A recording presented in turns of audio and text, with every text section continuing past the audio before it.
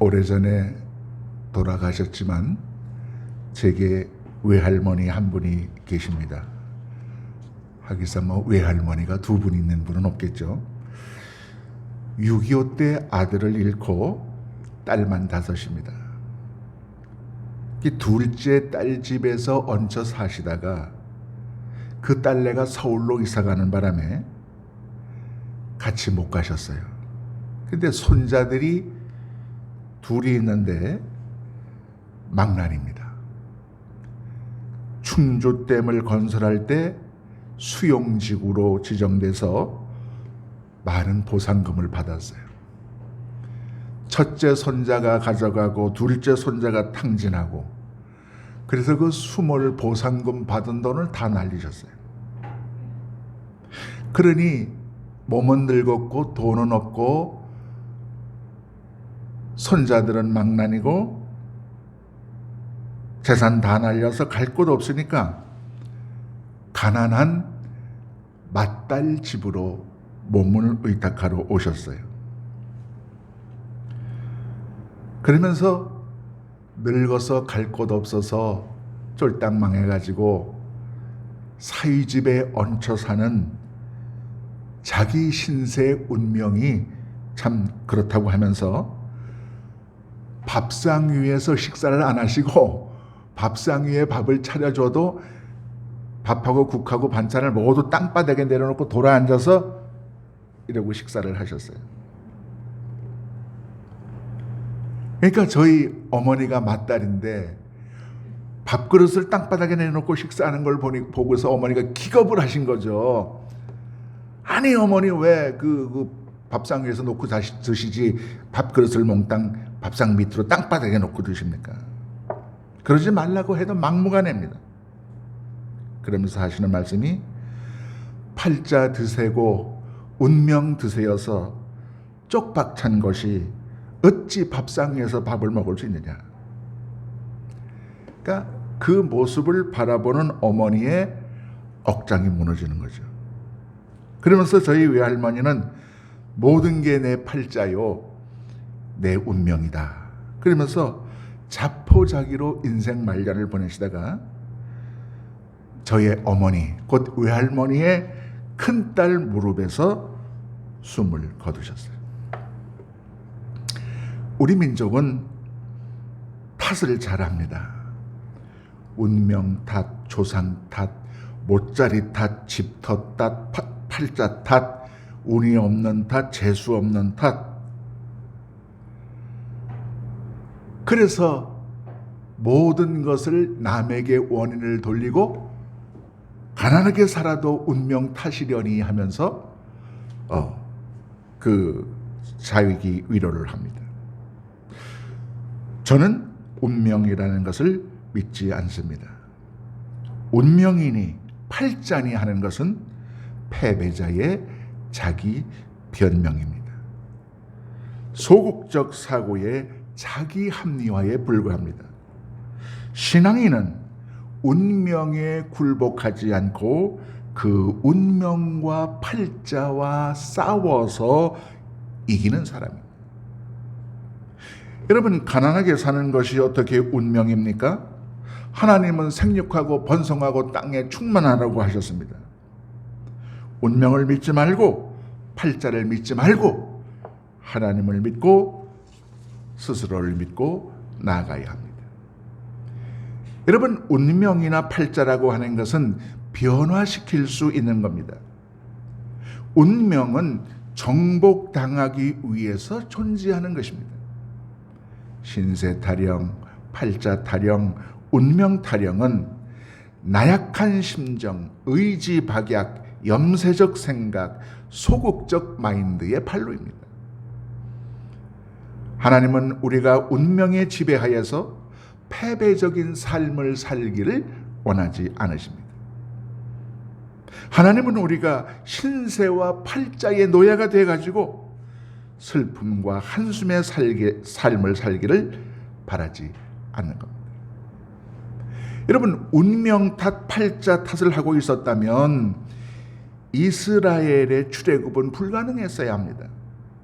베드로는 아직도 갈릴리 바닷가에서 고기나 잡고 있어야 했습니다.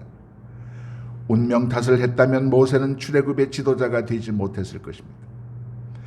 역사상 위대한 인물이나 민족은 운명에 도전했고 그리고 그 운명을 정복했습니다.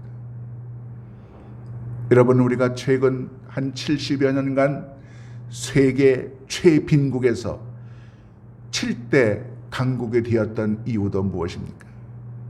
조상 탓, 운명 탓 하지 말고 우리도 한번 잘 살아보자. 운명을 극복하려는 의지와 용기를 가지고 전 국민이 똘똘 뭉쳤기 때문입니다. 우리 자신을 돌아보세요. 지금 나의 현재, 나의 교회, 나의 직장, 여러분 현재가 불만스럽고 만족스럽지 못합니까? 운명에 순응치 말고 도전해야 합니다. 운명이란 패배주의자가 만들어낸 자기 변명이라는 말의 또 다른 호칭입니다. 오늘 아침 우리는 만족스럽지 못한 현재의 운명이 정복당하기를 축복합니다. 우리 교회에 또는 분단이라고 하는 우리나라의 슬픈 운명이, 민족의 운명이 정복당하기를 축복합니다. 오늘 성서 본문을 보니까 철저한 운명의 희생자가 나타납니다. 신세 타령, 팔자 타령, 운명을 저주해도 이 사람만큼 할 사람이 없습니다. 소경거지 바디메오가 바로 그 사람입니다. 바디메오는 디메오의 아들이라는 뜻입니다. 아예 이름도 없어요. 거지입니다. 여러분, 그의 신세 타령을 한번 들어보세요. 여리고에 살았습니다. 여리고는 죄악의 도시입니다. 상업로 길목에 있는 도시입니다. 많은 그런 유흥과 술집과 또는 그 음란이 팜치는 도시입니다. 죄의 도시고 절망의 도시입니다. 가난의 도시입니다. 당시 빈민촌입니다. 오늘날로 말하면 과거로 말하면 압구정동이 아니라 청계천 그 썩은 물이 흘러내리는 도랑가입니다. 소경입니다. 신체적 불구예요. 거기다가 거지입니다. 길가에 앉았다 그랬어요. 몸 하나 누일 집이 없는 겁니다. 또 주님이 여리고에서 나가실 때니까 시간적으로 예수님을 만나기가 힘든 때입니다. 들어오실 때 만나면 그래도 좀 오래 계시니까 뭐 좀 효과가 있는데 막 모든 일을 마치고 퇴근할 때 예수님을 불러 세우려니까 얼마나 힘듭니까? 여러분, 퇴근 때는 뒤도 안 돌아보고 막 빨리 오지 않습니까? 그런가 하면 사람들이 바디메오를 멸시합니다. 소경에, 거지에, 이름도 없고 운명이, 신세가, 팔자가 지독하다고 해도 어쩌면 이 사람보다 더 할 수 있겠습니까? 그는 누구보다도 운명을 저주해야 했고 누구보다도 신세를 한탄해야 하는 사람이었습니다. 그러나 바디메오는 굴복하지 않았어요. 아니, 자기의 운명과 팔자에 굴복할 수 없었어요. 오늘 우리가 소경거지 바디메오의 운명에 처해 있다고 해도 그것은 문제가 아닙니다. 그 운명에 도전해서 승리하면 됩니다. 문제는 운명의 도전을 포기하려는 나약한 마음, 심약한 불신앙의 문제입니다. 오늘 우리는 우리의 운명을 극복하고 하나님께 영광을 돌려야 합니다. 운명에 도전하는 신앙은 어떤 것일까요?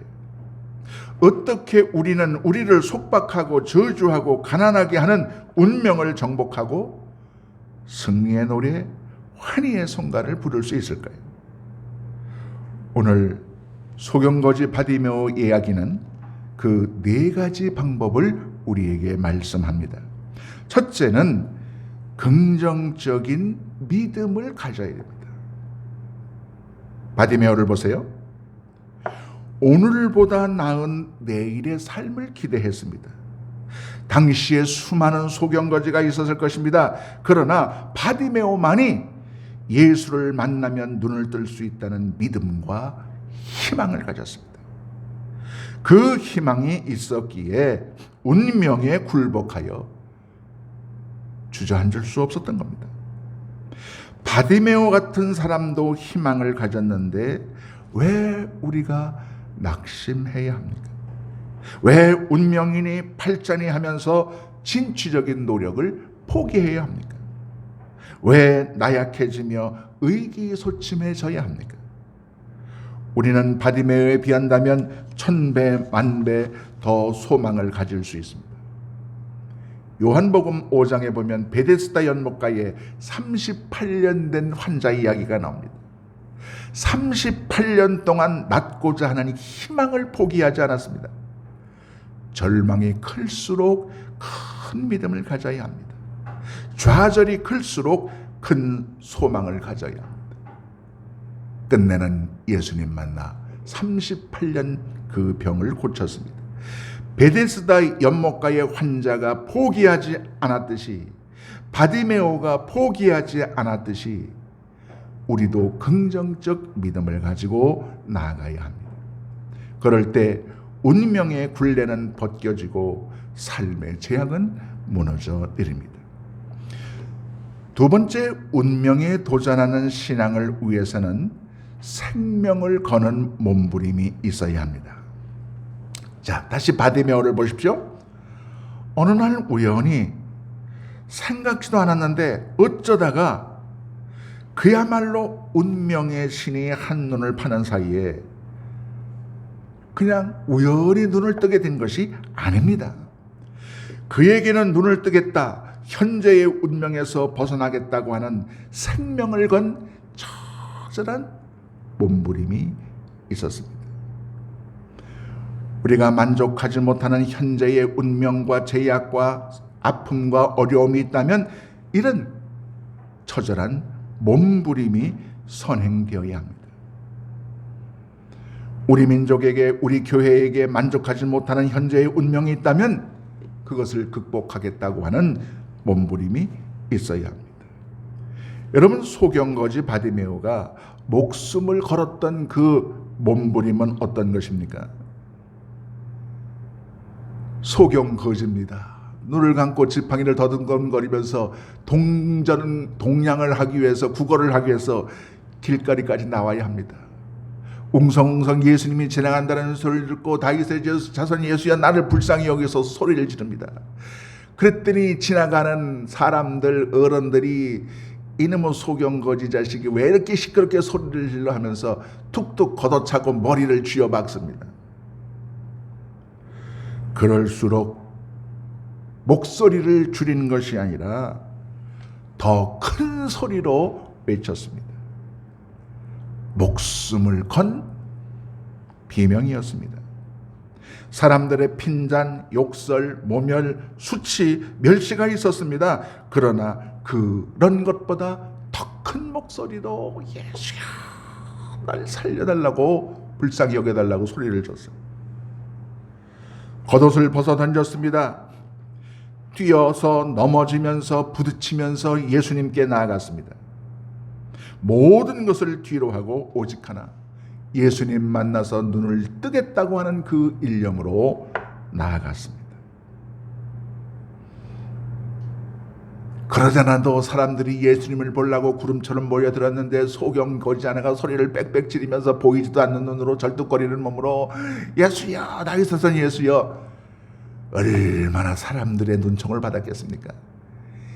이놈의 소경거지 좀 입 못 다물어? 걷어차고 머리를 흔들고 쥐어박고 난리가 났을 겁니다. 하나님의 응답이 올 때까지, 예수님께서 그 음성을 들으시고 가시던 발걸음을 멈출 때까지 바디메오는 포기하지 않았고 소리 지르기를 중단하지 않았습니다.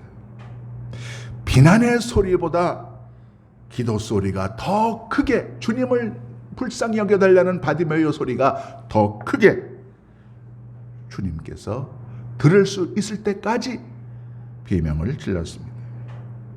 여러분, 구약에도 보면 에스더가 민족을 살리기 위해서 아하수에로 왕에게 목숨을 걸고 나갔습니다.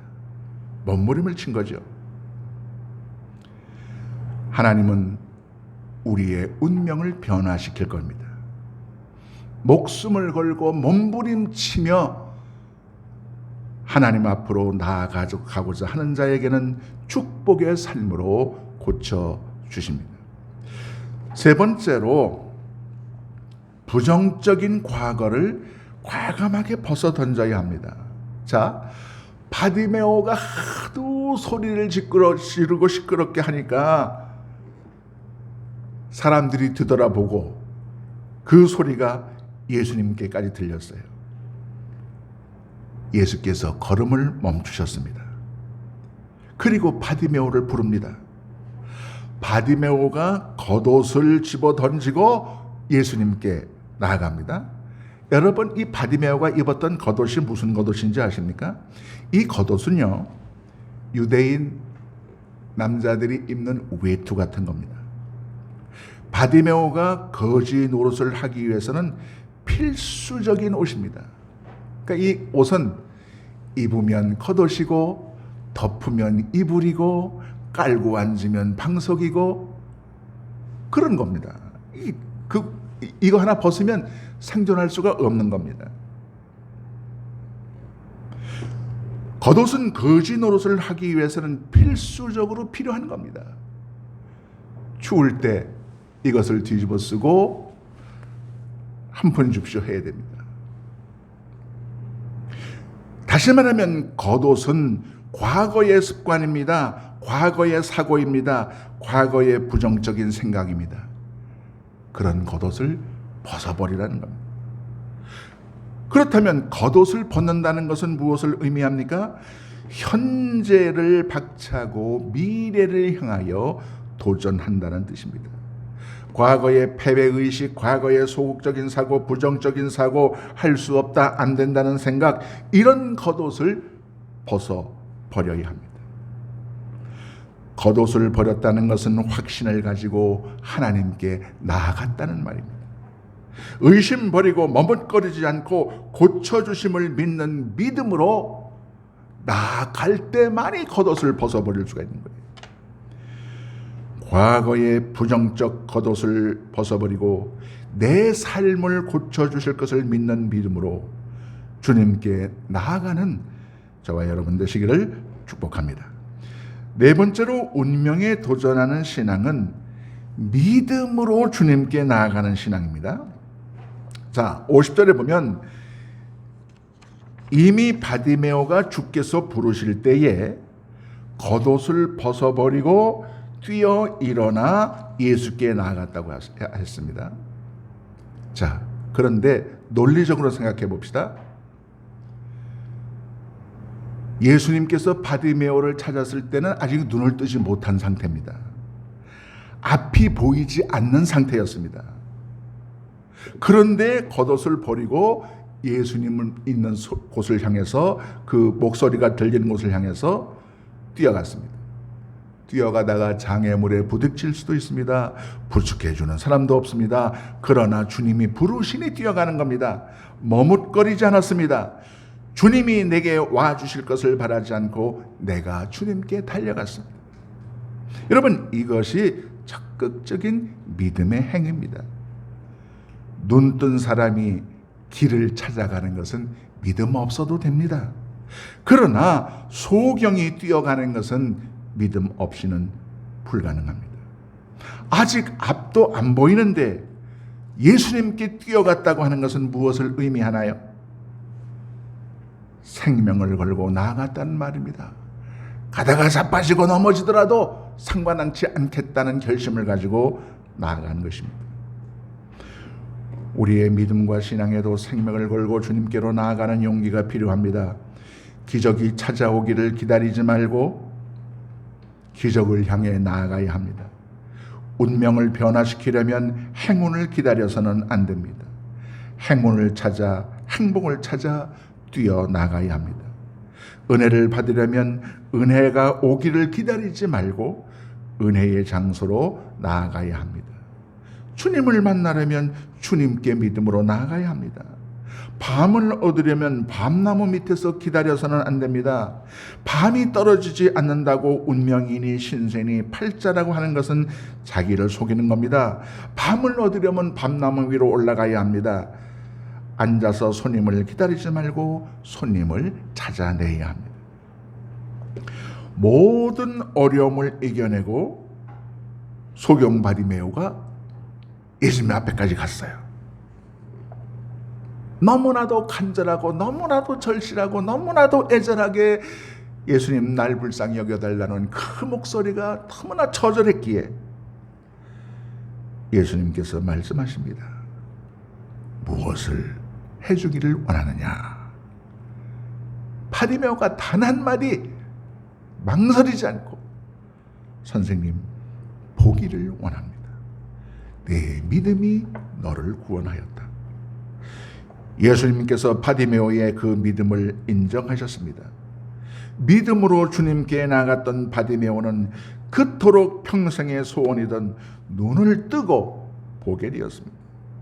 이젠 길가에 앉아서 구걸하지 않아도 됩니다. 이제는 놀림받고 조롱받는 거지가 아닙니다. 이제는 일을 할 수 있습니다. 기적이 일어난 것입니다. 바디메오는 그는 거지의 길을 버렸습니다. 거지의 겉옷을 버렸습니다. 거지의 운명이 변화되어 예수님의 뒤를 쫓는 제자가 되었습니다.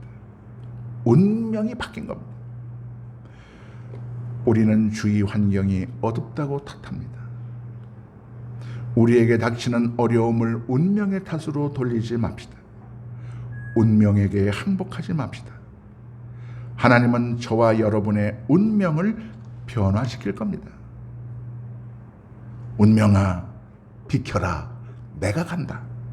이런 믿음의 담력과 신앙의 용기를 가지고 한 걸음씩 나아가야 합니다.